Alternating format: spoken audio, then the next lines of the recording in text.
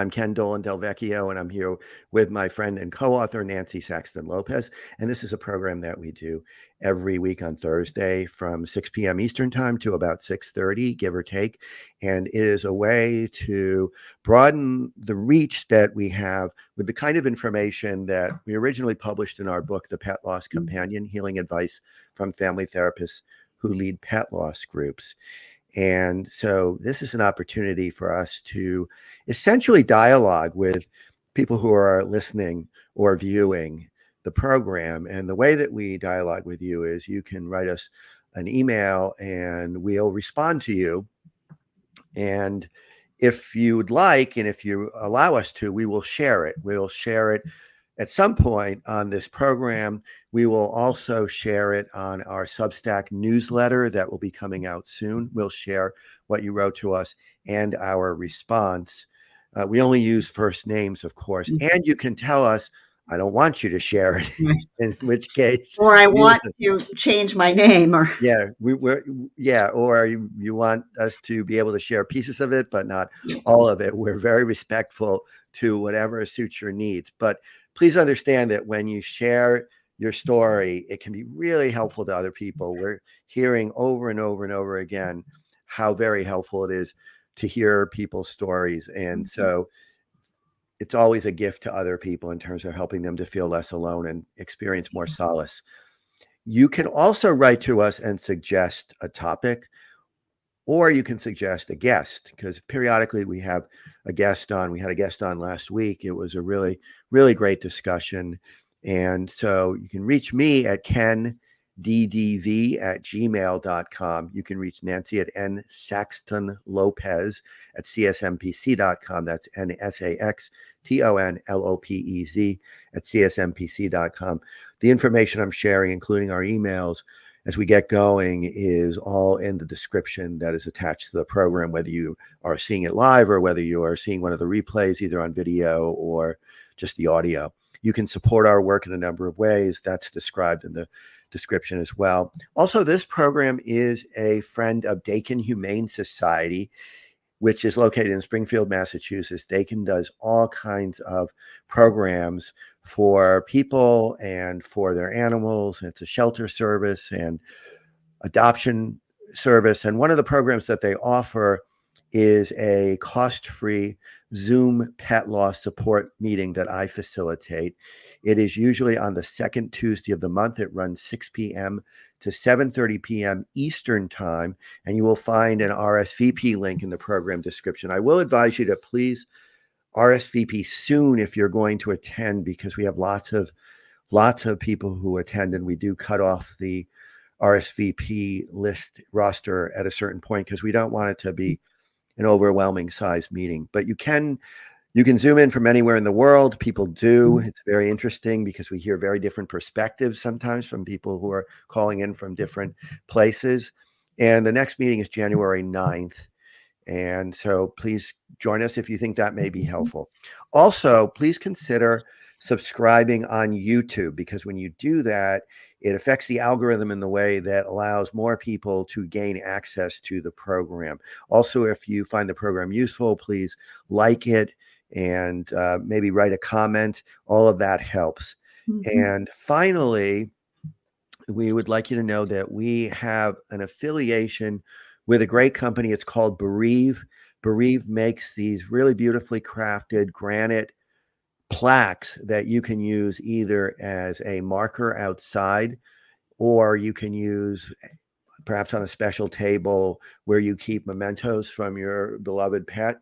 And so it really is a great product. And if you purchase this product, you are also offering a measure of support to our program. Yes. And let's see. And so Nancy, there's Bailey.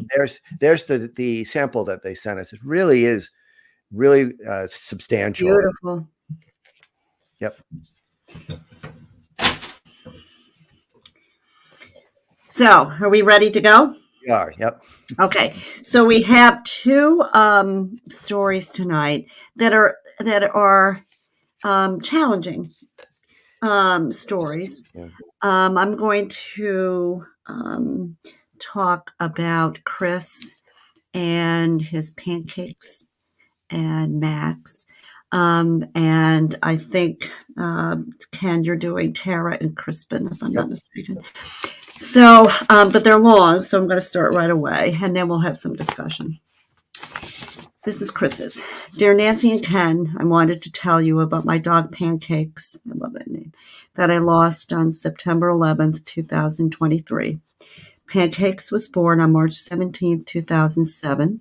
He was a Maltese Shih Tzu mix. At the time, I was married with no children, and my wife and I had long commutes to work, so I was not interested in owning a dog. My wife, Leanne, had grown up with dogs always in her life and said, I'm getting a puppy anyway. We received Pancakes in May of that year, and I instantly established a strong bond with him. He was very easy to train and was so happy to see us when we got home from work each day. Leanne passed away suddenly from congenital heart disease in 2010 at the age of 30. I was devastated. My life turned upside down, but Pancakes was there to provide love and comfort through that difficult time. Pancakes and I did everything together, especially running. He loved to run, and we ran at least 15, 20 miles a week. That's a lot for a little dog. We participated in multiple races over the years, including 5 and 10Ks. He ran sub-minute 7-minute miles up to the age of 12. We also did a lot of snowshoeing, hiking, traveling together.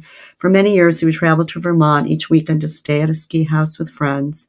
He loved riding in the car and had many four-legged friends there as well as human friends. I remarried in 2014.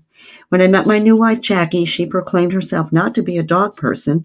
However, as part of the package, she came with a daughter, and I came with a dog. A stepdaughter and her instantly fell in love with Pancakes, as who could not resist his gentleness and unconditional love. We had a son, Kyle, born in 2016, and we were one happy family. As Pancakes grew older, he continued to thrive and age gracefully. We were very lucky in that he never had any major health issues and pretty much only had to go to the vet for only his regular annual visits and vaccines.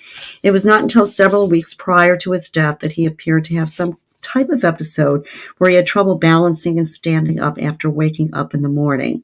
He did not appear to have a seizure or stroke, but after the episode, his appetite almost completely shut down. He always had a good appetite and was always looking for treats, but now refused them.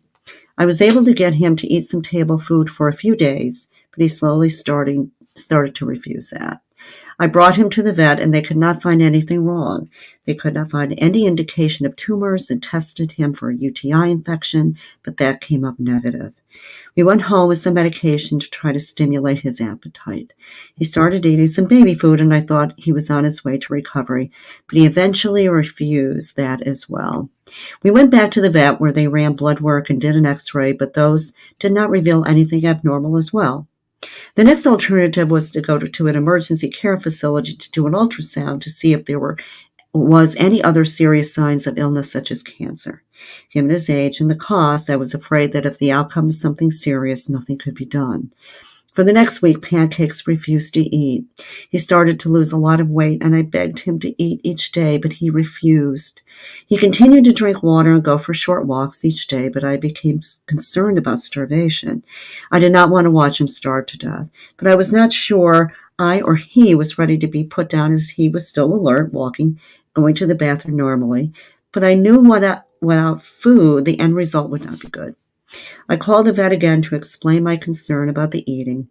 She prescribed a prednisone in a hope that if he had some inflammation in his stomach or digestive area, it would help alleviate that and bring his appetite back. But if that did not work, she advised he was too good a dog to let starve. And if an ultrasound at the urgent care clinic revealed something such as cancer, there was nothing that could be done at his age. We tried prednisone for several days. It was difficult to get Pancakes to swallow the pills. Normally, we would hide them in a pill pocket treat or some cheese, but that was not an option since he was not eating. We made the difficult decision to put Pancakes down after the next weekend if we could not get him to eat, since we could already start to feel his bones, and we could not bear to see him starve. The following Monday, September 11th, Pancakes, my wife, and I went to the vet. It was the saddest and most devastating day of my life. Before the procedure, the vet said that as difficult of a time it is to do the euthanasia, it is better to do it sooner than before things got worse. I knew that Pancakes would not live forever and our time on earth would come to an end. But given his great health over the years, I thought we would have at least a few more, maybe living to become one of the oldest dogs. Shortly after his death, I started looking into adopting a new dog. I knew that a new dog would not replace Pancakes, but I wanted to continue to have the love and joy that a dog provides. We adopted a puppy, Max, a month after Pancake's death. He is a beautiful beagle mix that was rescued from the streets of Mississippi. After several days of bonding with Max, the reality of training a puppy and taking care of a young family started to set in. My son has developmental delays and special needs and has a fear of dogs. He was okay with Pancakes since he had been his entire life there, but scared of other dogs. He became used to Max quickly, but as with most playful pups, he became nervous and scared at times with Max if he tried to either jump on him or tried to give him play bites. I had a discussion with my wife and tried to come to a decision that adopting Max might have been too much to handle at this time. We decided that we needed to return Max to foster care. It was a difficult decision as I started to become attached to Max and wondered if I was not giving him enough of a chance. While handing him back over to the foster mother, I was crying uncontrollably. When I drove home, I kept thinking I made a terrible mistake and pulled over to call the foster mother and said I wanted to take him back. She asked me if I was sure that I could take a couple days to think it over. The next day, I had another discussion with the entire family, and we decided to bring Max back. This time, I was determined to make that relationship work and put in effort needed to make things work with Max and our family. During the next few weeks, we continued to bond with Max. I had taken him for several runs and hikes in the woods with my son, and everything seemed to be going great. The challenge was still trying to balance playtime with transition times with my son, getting up in the morning, going to school, coming home from school. During those times, my son often did not want to play with Max, and it became a little challenging to spend time with both of them while also making sure if there was any play biting, so Kyle did not get hurt. I discussed my concern with active rough play between Max and Kyle with my wife and was worried that Kyle could get a bad bite, which would make him scared in his own home. But I still thought that I needed to stay consistent in my decision, making that this puppy phase is only for a short period. A few days ago in the morning before school, Max became very playful and started to jump and play by Kyle. Kyle became very upset, and I had to pull Max away as he almost bit Kyle near the face. I know that Max was only trying to play and was not a vicious dog, but my wife also saw the incident, and in that moment, we both agreed it was too much and reached out to the foster care again, explaining our concerns. It was not shortly after that I questioned my decision-making again and thought, am I overreacting? Am I just giving up too easily? How can I abandon such a beautiful puppy for a second time and not simply be persistent in my training and care for both Max and the family? My wife recognized that my decision-making has been too inconsistent, and she made the final decision to stick to surrendering Max back to the foster and focus our attention to the current needs of our children, as well as our healing from the loss of Pancakes. Max returned to foster the next day to be considered for adoption. For me, this is a second loss within a month, and this one hurt even more than the loss of Pancakes. I feel that I not only let my family down with my bad and inconsistent decision-making, but I also let Max down. I know that he will go to a loving family, but I felt that we could have provided him an amazing life, just like we did with Pancakes. The past few days have been extremely depressing. I have been trying to stay busy with work and physical activities, but can't stop thinking about Max. The loss of Pancakes has been more difficult to know that Max is still here, to know that he is in heaven, but it's even more difficult to know that Max is still here on earth and I am not with him. My wife has explained that the pain will pass, and I'm trying to be present for her and our children, but it has been very hard, and I can't imagine how I can feel good about myself again. I'm embarrassed about my actions and fear that I'll never have the opportunity to adopt again.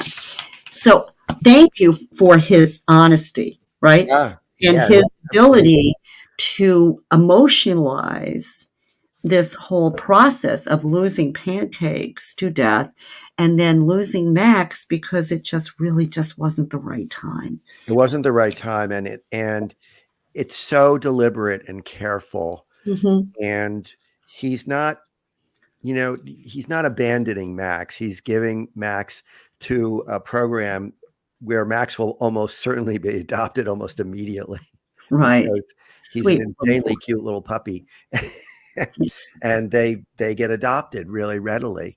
And so he made a decision that was best for his family and I'm sure ultimately for Max, a very painful decision, Sure. but it's really, and I shouldn't say he and his wife together. And it sounds like she really was the one who said, we have to be Sure. strong here. We have to Yeah. be firm in our decision making, and this will be the right thing for everybody at this time. And so it's great that they work together on this. Yes. And it's a compounded loss because Right. he so very recently lost Pancakes.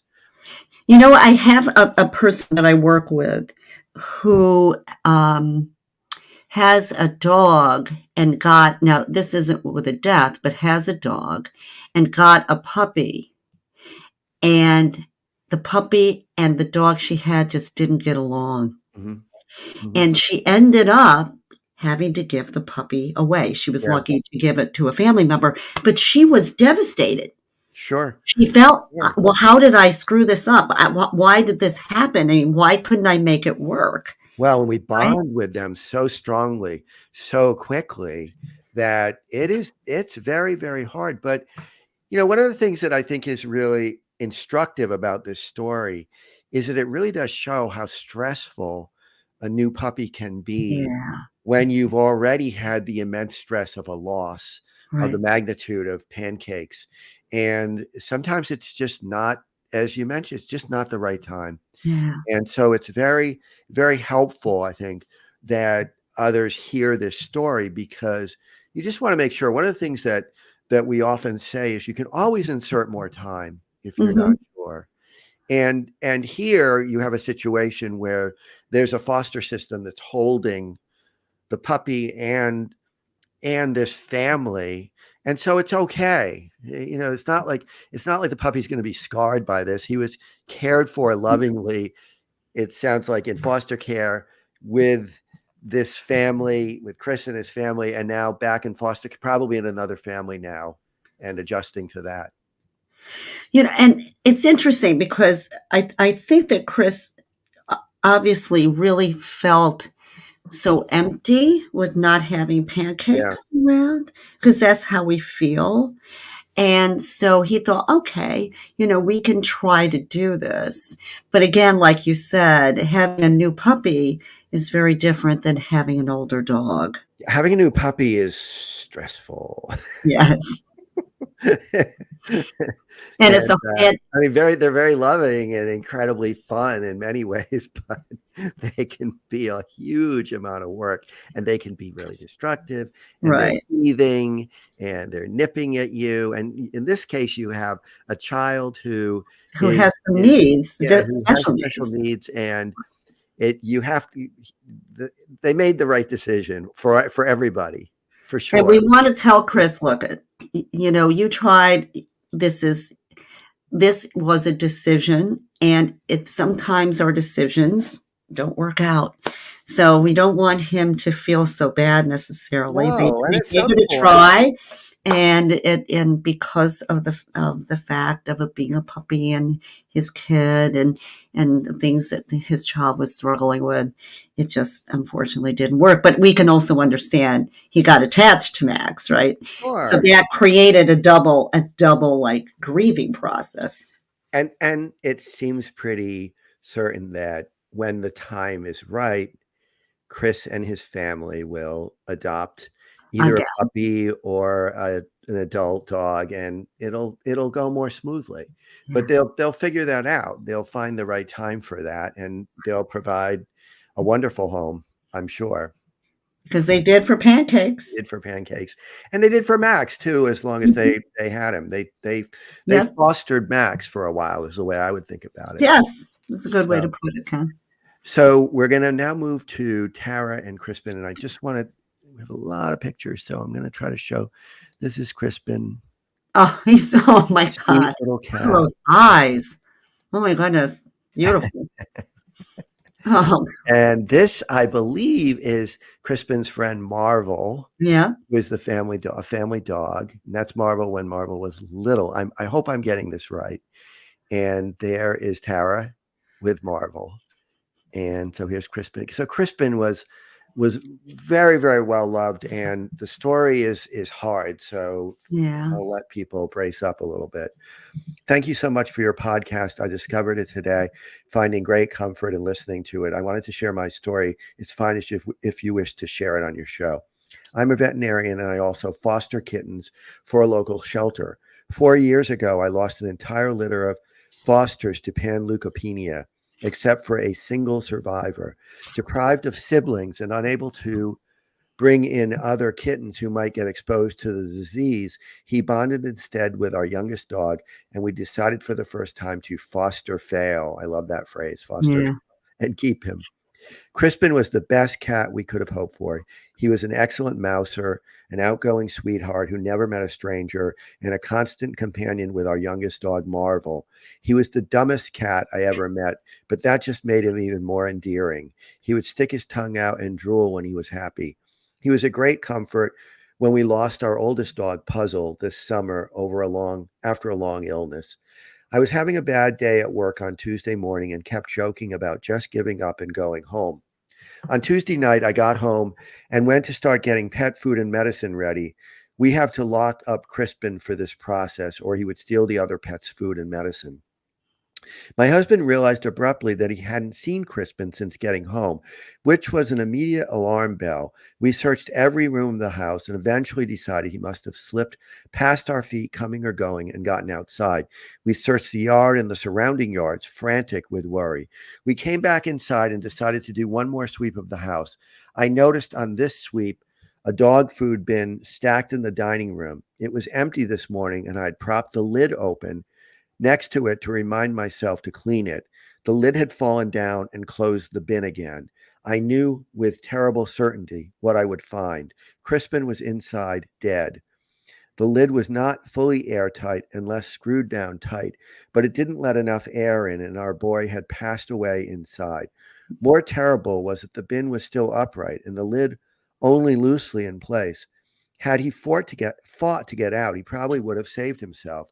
But he was so used to getting stuck places and waiting for us to rescue him that he just settled in until he ran out of air. He was already cold and stiff when we found him, dead for hours. He probably crawled in to look for crumbs shortly after I left the house.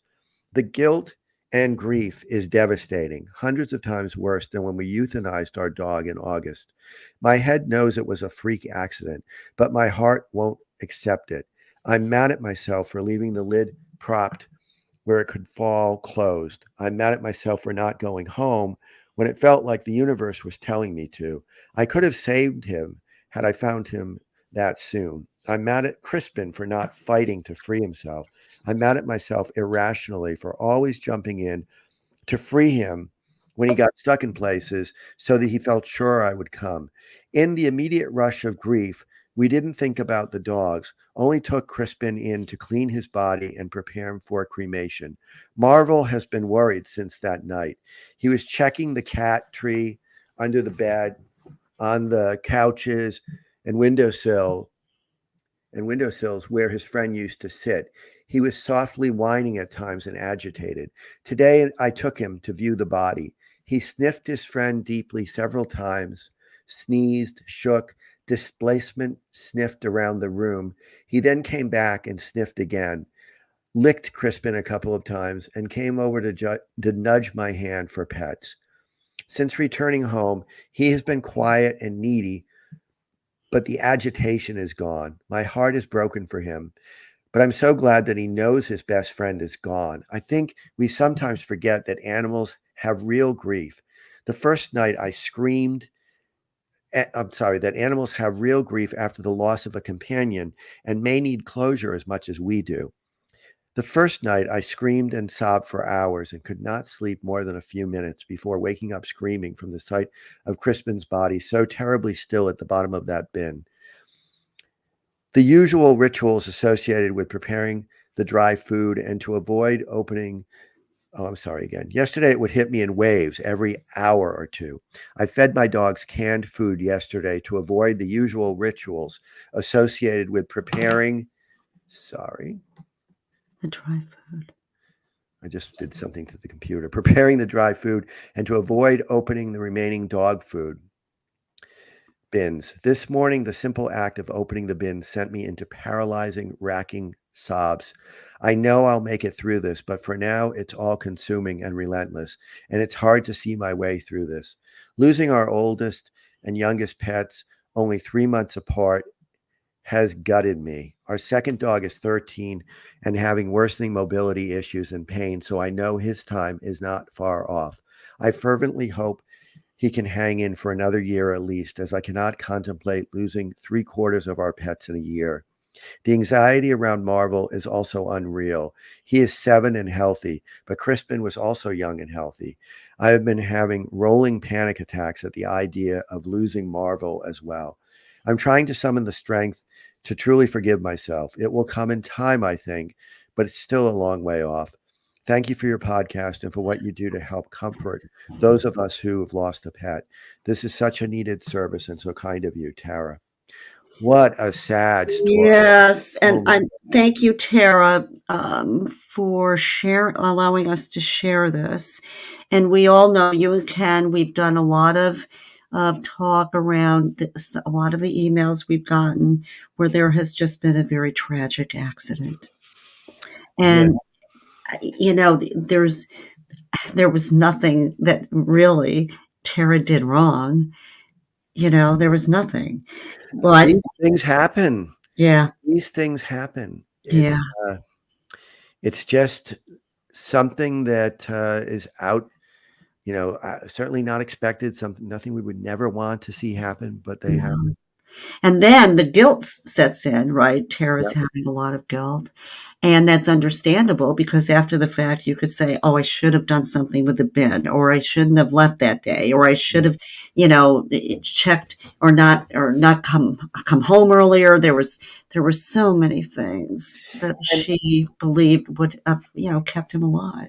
and Tara's a veterinarian, I and I point know. that out simply because I want to make it clear that we all make mistakes. Yeah. We have heard so many stories about people backing over their pets. Oh, I know. Or in one way or another, being involved in some kind of accident or oversight that That their pet has died. that contributes to their pet dying, and it's just, we just aren't in control of everything that happens in this No. world, and accidents happen, and they're not our All fault. the They just time, happen. unfortunately. And the Marvel thing really, I mean, our pets do grieve, our other Yeah, pets, yeah, but this was particularly, I thought very touching of very Marvel. moving. Yeah, Marvel had to make sure or know that Crispin had died, yeah, right? And yeah. he still has issues around that. He's a little bit He's different. grieving. Yeah. Yeah, This little boy who's was agitated and couldn't find him, and then it was really good that Tara had him come and see Crispin, yep. and then it's amazing, that our animals do, and now what Tara's going through is the hypervigilance around all of Yeah, our other animals, yeah, right? yeah, Because once she's had 2 deaths, right, within yeah. a short time, and there's 2 more dogs and 1 is elderly, but then she said, well, Christmas was young, Yeah. so that's so common to Yep. have hypervigilance, The fears, the trauma, it's kind of like a post-trauma yeah, right. sequelae that she has. It just, that's very typical. We want to thank Yeah. Tara and Chris for their honesty and vulnerability and sharing. We Yeah. know that it will help other people. In fact, we have a comment that I'll show. This is from Grace Under Fire, Ken and Nancy, thank you for your work. Sharing these stories from other grieving parents has helped validate a lot of my feelings since the loss Oh, of my soulmate Gizmo. Gizmo on I'm October 8th. sorry, Grace. Sorry, Grace. Yeah. You know, Gizmo has died. Last at the end though, here look, Tara has said it's hard, but she knows she will be able to forgive herself in time. Yep. And we talk about that a lot with guilt. And we say, we can't take it away from you, but at some point in time, we hope that you can forgive yourself. And it will lessen. It will lessen. Yeah, it will lessen. So thank you both very much. Nancy, as always, it's great having these conversations with you. And we also want to remind people, please do subscribe on YouTube if you find this program useful, and also check the like feature. And we appreciate that very much. Mm-hmm. Take care, everyone. We'll talk next week. Mm-hmm.